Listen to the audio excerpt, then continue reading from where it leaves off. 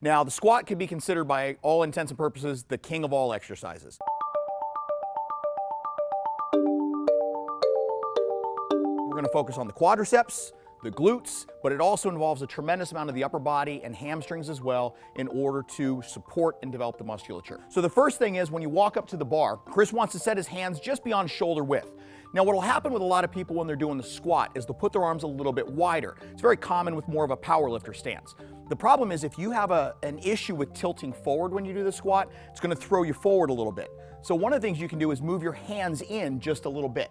Now what Chris is going to do is he's going to stand up with the bar and he's going to walk it back from the rack just a little bit. Now the position he has is a little bit of what we call a high squat in terms of where the bar is.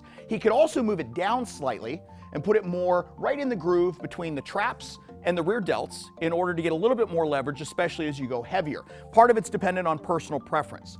What we're going to have Chris do is he's going to take a slightly wider than shoulder width stance. Don't make your stance too narrow because you're going to make it a lot harder to balance when you do this. Now the important part with the squat is it's just like trying to sit back down in a chair. What we want to make sure is that the hips, knees, and ankles all hinge at the same time.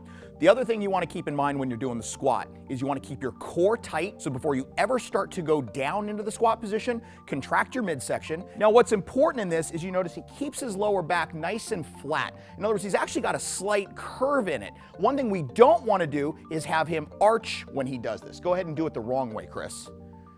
So we want to prevent the back from curving like this, and what we're going to do instead is we want to try to tuck that low back in so that his butt sticks out a little bit at the bottom.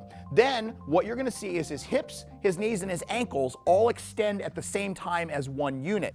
So that's proper technique on a squat. Remember to let your hips and knees move simultaneously. Try to keep your low back slightly curved. It's a lordotic tilt. And keep your head up, not dropping and not looking straight up at the ceiling. Move your hands in a little bit if you tend to tilt forward and keep your elbows pointed at the floor, and you're already on your way to proper squat technique.